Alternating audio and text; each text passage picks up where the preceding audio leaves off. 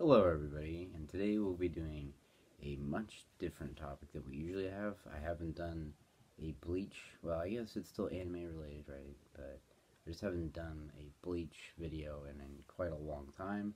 But it's nothing to say that Bleach isn't a well choreographed and great series in its own right, even though some people like Super Eye Patch have basically ruined the reputation for Bleach pretty much forever, unfortunately. But anyways, that out of the way, I just have to say, I just had to mention that the fact is, I actually really enjoy and like Bleach. It's probably one of my favorite series, manga wise, and even anime wise. They did a fantastic job, even though people really hate this series quite a bit. So, anyways, I'm going to be reviewing the first two volumes and subsequently the first part of the Thousand Year Blood War. At least that's what I've heard, as it goes on for quite a while. 5 years to be exact, in real time. So first off we get introduced to these two newer characters. Shino is obviously the kind of more withdrawn character, and I think what's fantastically done about the Thousand Year Blood War right off the bat is there is intrigue and interest, and especially coming off the Fullbring arc, there wasn't really any problem with the Fullbring arc, but it was a very closed-in arc.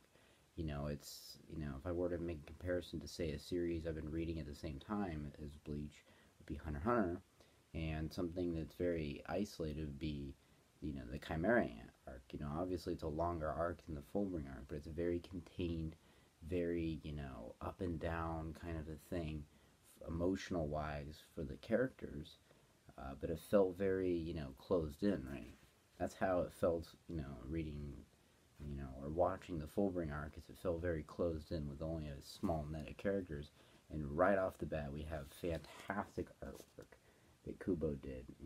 He outdone himself with the beginning of it, and he made this, immediate emergence, like, whoa, whoa, whoa, there's like hollows disappearing, and there's like Quincy's, and like, it's a very iconic opening to a war. I think it's done very abruptly and more warlike than, say, because in One Piece we know the wars are gonna happen. In Full Metal, like, they have to fight Father, right? But here it's like we got it. Like, this war is going right now. Like, it's abrupt, and it's like, oh shit, like, we don't even know what's going on. And later on we find out that that's really not the case. It's being abrupt, but it's to be seen. And then we get introduced to this character. These two characters are kind of similar to how the first set of Soul Reapers, and there's some much needed comic relief right off the bat, and with this character getting beat up and then saying, I was born looking like this, because they didn't want to actually, like, cause suspicion about, all the stuff going on. But I kind of, this little flower thing, or lily pad, it's actually a pretty cool little character design, to be honest. And then we see the hollows, which we haven't seen the hollows looking intimidating, even if they are smaller ones or lesser known ones, in a long time. It has to be Mendes Grande, or it has to be like an Arankar, but this is, pretty, I mean, if you're not prepared as a Soul Reaper, you can get pretty fucked up, right? And so this is kind of, what the Thousand Year, in the beginning of it's alluding to, is that, again, Ichigo's group is kind of their own thing. They're not Fullbringers. Those people are mostly wiped out, although they're kind of unclear.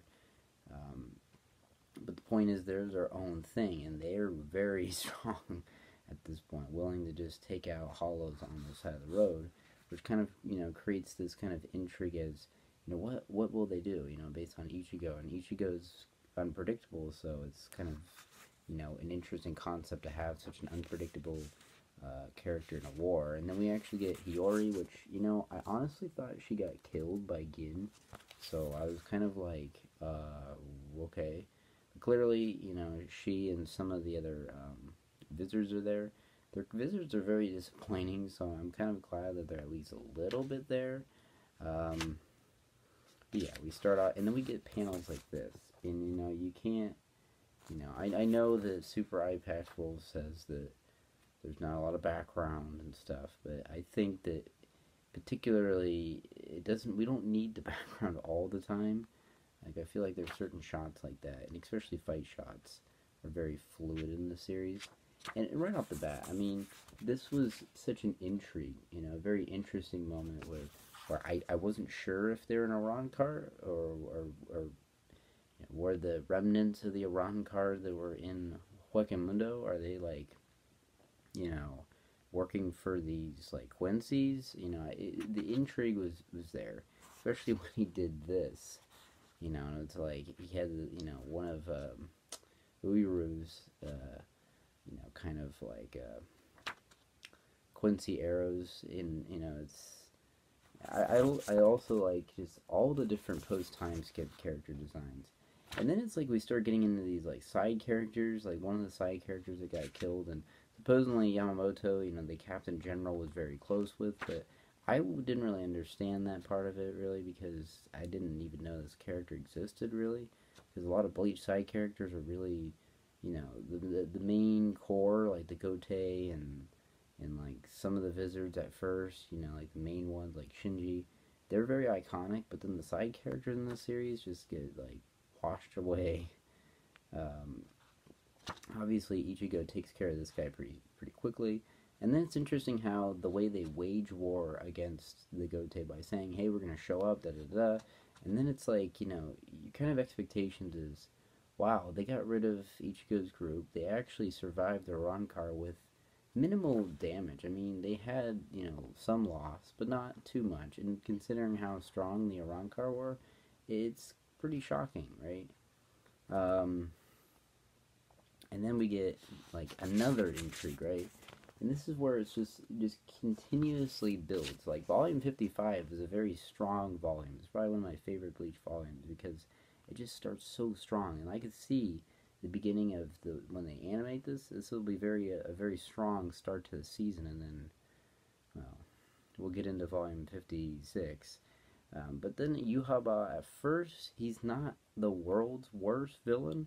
Like, I know he becomes something kind of lame from what I've heard from a lot of people, but honestly, from here, he's very warlord-like, he's a man of battle and all this. And then we get like some interesting stuff. Yet again, I mean, yeah, I know there's not a lot of background, but it looks pretty interesting, right? It's kind of on the imagination, I think, and that in itself, and the twist with the Iran car actually being kind of imprisoned, or kind of in, being in a camp, a work camp, is kind of really pretty interesting stuff. Right off the bat. And I love how there's a line, or I can't remember where it is, but it's like saying like, oh, if you lackeys are part of, Aizen's group, then Aizen must have been really weak. It's like, yeah, okay. Aizen, if he was, it's funny, if they tried to wage war with Aizen being there, well, I honestly think they probably would have been wiped out, because the only other person that could have taken him out was Ichigo. And it's interesting too, because Hashwolf, later find out his name, but at the time we didn't. But Hashwolf says, that they can't take Ichigo's Bankai. It's like, to me, I still don't know why. But that's pretty interesting too. There's so many interesting, like, that's the thing. Like, Kubo's interesting. He puts this intrigue in there. And so right off the bat, they go to Huecamundo, and it's very like World War One like, with like some of these flags and like the way that the Quincy's take over. It's very German like. And we meet this first. I guess he was a Sternritter, right? He was the first Sternritter. So like I said, we get the tree space, actually like refighting again. And I love this line too, where he's like, "Oh, a Soul Reaper with an Arankar on his back? This is very unusual."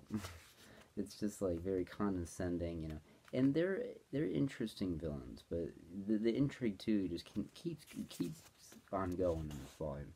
When he says, if you didn't kill that man, if you only had killed that man 1,000 years ago, and it's like, wow, right off the bat, intrigue. You gotta keep that intrigue in a war, because I felt like with Naruto, that was the only war that I read the whole thing of weekly, you know, like Marineford and some of those other wars, they were like, I just binge read them really, really quickly. So I'm taking my time with this, and the difference between those two wars is immense. I mean, there was no build up for the Naruto war. I mean, there was some, but the Akatsuki were all wiped out. There were so many characters already wiped out at that point that it was irrelevant. There was, you know, there wasn't really this hype, right? And this is where all the hype, you know, we're getting introduced to all the characters, you know, to the surviving Arankar, you know, the Faction, the Fractions, and whatever, to the Wizards, to the, I mean, the Fullbringers aren't there, but I'm sure they will be because everyone else is introduced so far. The Gote, you know, and then this volume gets really insane. Like, at first too, we get like a Volmstred, which a Volmstrong, or I don't know how to say that, Volstrong or whatever. And this guy, like his wings and everything, is part of like the Quincy thing. And I mean, he's a kind of an interesting character to some degree, but he's also kind of just so cocky and so the Opie guy. You know, he's like, I don't know, he's just not that interesting at the same time. But what's interesting is he's disintegrating everything in his pathway, similar to what Ishida did in his fight with Miria. But the difference is, it's like now we see what, you know, how sinister it could really be. You know, people's body, they're just disintegrating. You know, and it's very, like I said, you know, Kubo is very good at making that fluid look. But right off the bat, I mean the hype and the excitement, it's just insane, and it just keeps going from there. You know, we get all these fights. You know, the Bankai's being stolen, and you know this guy who was, you know, I really never liked him. I mean, if I had actually made reviews back when I was reading Soul Society or binging it, I would have said, no, I would have told you flat out, I don't like him at all. So I even when he fought that Fraction, I kind of felt like he wasn't redeemed. That, you know, he wasn't really redeemed at that point to where he kind of needed to be there. So I didn't really care that Basby, I guess that's his name, killed him. And then we get these Stern Ritters. Obviously, a lot of them end up becoming irrelevant uh, later on. But honestly, Bambit and Basby, I like them. I mean, I know they're villains and stuff. You know, and then we get I mean, the first dude we get introduced to is kind of lame. Rose is honestly there, so that's another Wizard, so that's cool. Asnod, I mean, I know some people like Asnod, but he's kind of just, he's like a combination of Miria and like Byaka, and that's just kind of lame. Like, it's interesting, but like, I don't know, it's just not something that I would have wanted in a character. I kind of want Renji to fight this mask dude. I don't know if he will, but I want him to fight the mask guy. Soifon actually looks really good post time skip, and Matsumoto's got a haircut, so see a little bit more of their things. And then we get like this, honestly, I think the shocking thing, you know, the thing that really is the meat of why Thousand Year Blood War, right off the bat, part one, is so great, is the Bankai being stolen. I mean, that was shocking. I mean, I was like, wow. I mean, holy shit. You know, they're being stolen, right? And it just felt more like if they were sealed, right, it would be one thing. But it's like you can't do anything with a Shikai.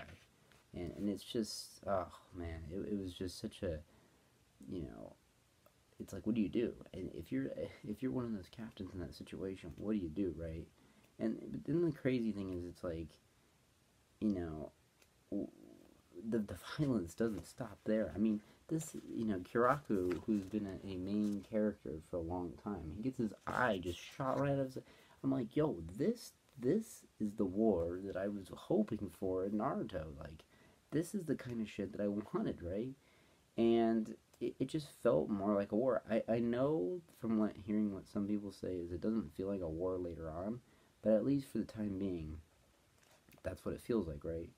And this other character who was in the, you know, Turn Back the Pendulum, that was the main guy that's now like part of the 46 Central like place, you know, now, or at least like the Science Division, is like now talking to Uehara and stuff, and like I think it's pretty important to note that his communication and like this guy is all of a sudden becoming like this main character or like this big character at this moment. So I don't know what's gonna happen with him because I've never, this guy is, he's just the horn guy as far as I'm concerned.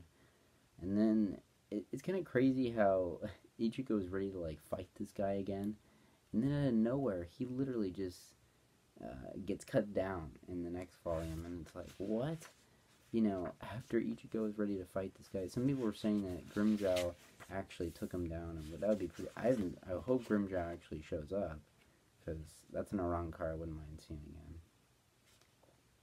But yeah, Ichigo gets captured, and it just feels so.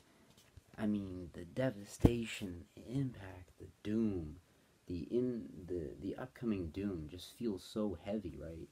And that's what's done fantastically in those first two volumes. Volume 55 is a very fast-paced, introduces you the wars, like, you're like reading a newspaper and you're like, oh shit, the war is going on, right? Just started, like, shots were just fired, and you're like, whoa, and the next volume is like, boom, boom, boom, like, that's just great, I think it's done really fantastically. I know that they don't keep it up, but you gotta admit, part one of this Thousand Year Blood War is done to a point.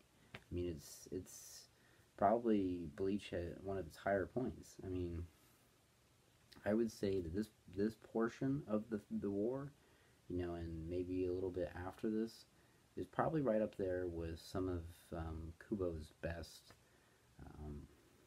ideas or writings, even with Burn the Witch or Zombie Powers or whatever. But I just think that it deserves praise, even if Bleach's reputation is pretty much toast. I mean, this in itself should be out there for the public to, the anime community to actually watch someday.